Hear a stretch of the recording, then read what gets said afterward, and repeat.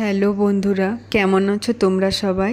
আমি আমার ছোট বেবিকে নিয়ে কিভাবে বাড়ির সমস্ত কাজ করি আজকে সেই মুহূর্তটাই তোমাদের সঙ্গে কিছুটা সময় তোমাদের সঙ্গে শেয়ার করে নিচ্ছি। তো এখানে দেখো আমি রুটি বানাতে বানাতে আমার ছেলেকেও খেয়াল রাখছি। মা বলতো মা হওয়া এত সহজ নয়, যেদিন মা হবি সেদিন বুঝতে পারবি। সত্যি এখন মা হওয়ার পরে বুঝতে পারছি মায়েদের কতটা দায়িত্ব থাকে।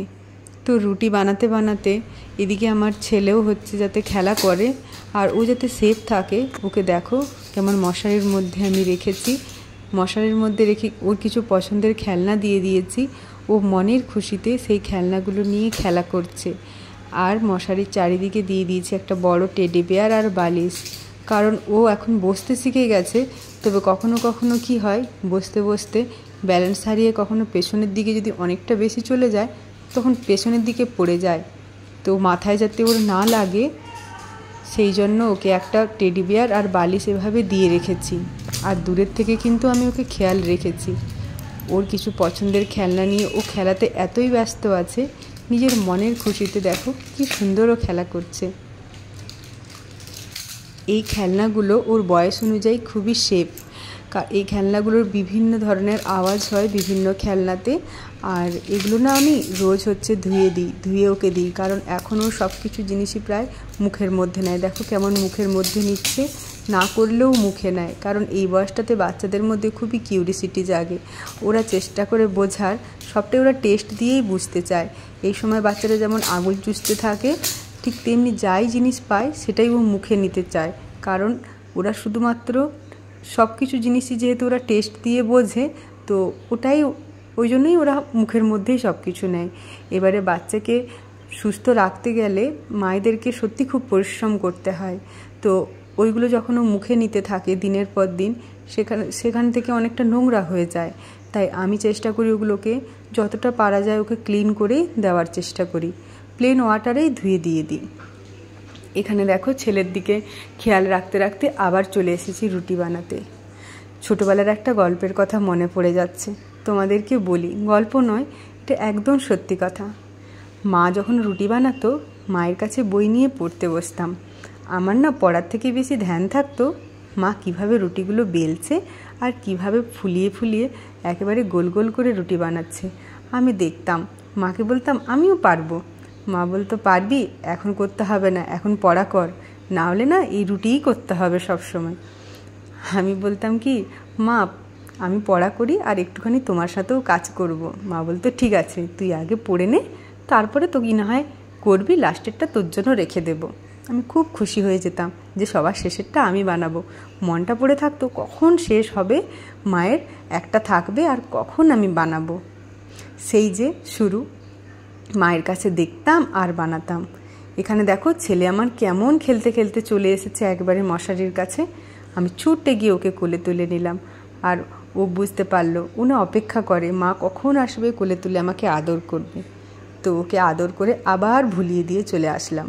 ওই যে গল্পটা থেকে গেল। এবারে বলি রুটিটা কিভাবে বানানো শিখলাম। মা বলতো সবার প্রথমে রুটিটা দিবি, একটু একটু ফুলবে, এক পিঠ উল্টে নিবি, তারপরে একটু বেশি ফুলবে, আবার এক পিঠ উল্টাবি, তারপরে যখন আরেকটু বেশি ফুলে যাবে তখন কিন্তু খুন্তি নিয়ে একটু একটু চেপে দিবি, দেখবি খুব গোল গোল হয়ে ফুলে যাবে। ওই যে 3 বার উল্টানো শিখেছি, এখনও না আমি সেই ট্রিক্সটাই ফলো করি। কোনো রুটি ফুলে যায়, কোনো রুটি ফুলে না। সেটা আবার কি দেখো, এই ননস্টিক প্যানটাতে যখন খুব হিট হয়ে যায় তখন না ফুলতে চায় না। আসলে আমার একটা বড় তাওয়া আছে, কিন্তু ওটাতে আমি আবার বানাতে পারি না, কারণ ওটাতে বানাতে গেলে ওই যে তারের জালগুলো হয় সেটাতে হচ্ছে সেঁকে ফোলাতে হবে। আমি না ওটা জানি না কিভাবে করতে হয়, তাই এই ননস্টিক কড়াইটা দিয়েই হচ্ছে কাজ চালিয়ে নিই। পরে ভেবেছি একটা ননস্টিকের তাওয়া কিনবো। তো রুটিগুলো প্রায় হয়েই আসছে, বারবার ছেলের দিকেও খেয়াল রাখছি আর এদিকে হচ্ছে বানাতে থাকছি। সেদিন কতগুলো 8টে মতো রুটি বানালাম। 8টে মতো রুটিতেই আমাদের দুজনের হয়ে যায়। তার সঙ্গে আমি চিকুকে কী করি, চিকুর না আমরা যা খাই ওই খাবারগুলোর মধ্যেই ওকে অভ্যেস করার চেষ্টা করি। এই যে রুটির উপরে যে ফোলা অংশটা থাকে যেটা নরম, ওটাই দুধে ভিজিয়ে খুব ভালো করে হাতে চটকে দিলে ও কিন্তু একটু একটু করে খেয়ে নেয়। আর ছেলেকে হচ্ছে, ছেলের বয়স মাত্র 7 মাস, তো তো ছেলের খাওয়ার নিয়ে চিন্তা তো থাকেই, সব মায়েদের থাকে, আমারও থাকে। তো আমি চেষ্টা করি আমরা যেগুলো নর্মাল খাওয়া দাওয়া করি তো তার মধ্যে থেকে দেওয়ার। তবে লবণ আর চিনিটা এ সময় দেওয়া যাবে না। হয়তো একটু সবজি সেদ্ধ করে দিয়ে দিলাম, তার সঙ্গে ভাত একসঙ্গে মেখে দিয়ে দিলাম, এইভাবেই ওকে হচ্ছে খাওয়াতে থাকি। তো এখন আবারও দেখো কিছুগুলো রুটি বাকি ছিল, এখন দেখো কান্না করছে, ও বুঝে গেছে যে আমাকে মশারির মধ্যে রেখে মা চলে যাচ্ছে। তো ওরকম করে যাই হোক ম্যানেজ করে সব রুটি তো বানালাম। এবার এসেছি ওর সঙ্গে খেলা করতে, যাতে ওর না মন খারাপ হয়। খেলনাগুলো নিয়ে ওকে দেখো কীভাবে খেলাচ্ছি, আর ও খুব মনোযোগ দিয়ে দেখছে আর ভীষণ খুশিও হচ্ছে। আমি ওর সঙ্গে খেলা করলে ও খুব খুশি হয়। আমার ছোট্ট সোনা, একেবারে আমি ওকে সবসময় বলি তুমি খুব ভালো ছেলে। বড় হয়ে কতটা ভালো হবে নাকি কতটা দুষ্টু হবে সে তো বড় হলেই বোঝা যাবে। তবে মা বাবার আদর যত্নের ওপরে না বাচ্চার বড় হওয়ার সঙ্গে সঙ্গে ভবিষ্যতে কেমন হবে সেটা অনেকটাই নির্ভর করে।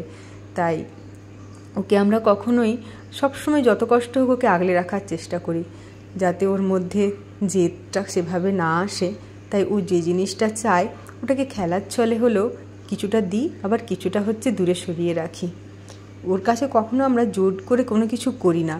তাহলে কি হবে, ও যখন বড় হবে ও সেই জোর করে নেওয়া বা জোর করে দেওয়া জিনিসটা শিখবে। ও যখন খেতে চায় না খুব একটা জোর করি না, ও যখন কোনো খেলনা খুব জেদ করে নিতে চায় তখন ওর কাছে নিয়ে যাই, ওকে আবার অন্য খেলনা দিয়ে ভুলিয়ে নিই, যাতে কি হয় ওর মধ্যে কোনো জেদ না আসে। সবটাই চেষ্টা করি ভালোবাসা দিয়ে ওকে বোঝানোর। আর আমার ছেলে না বোঝে। এই দেখো আমার সঙ্গে খেলা করতে করতে ওর বাবা এখন এসেছে, ও খুব খুশি, বাবার কোলে উঠে গেছে। আর ওর পছন্দের জায়গা হলো এই রান্নাঘরটা। সঙ্গে সঙ্গে রান্নাঘরে একটা ঘোড়না দিয়ে আসে। তার কারণ কি জানো, আমি তো এই রান্নাঘরে বেশিরভাগ টাইম থাকি। যখন নাইটে চলে যাই ও তখন খুব রান্নাঘরের দিকে তাকায় আর মা মা করে এক এক সময় কান্না করে, মাকে খোঁজে। এই যে এখন একটু হাসছে, ও এত খুশি হয়েছে বাবাকে পেয়ে, খুবই খুশি হয়েছে। ওর বাবা দূরের থেকে ডাক দেবে, ও বুঝতে পেরে যায় ওর বাবা এসেছে, সঙ্গে সঙ্গে দরজার দিকে তাকিয়ে দেবে। ও দরজা খুলতে পারে না, যেদিন দরজা খোলা শিখবে না ছুটতে গিয়ে ওই আগে দরজা খুলবে। তো এটা হচ্ছে আমাদের ছোট্ট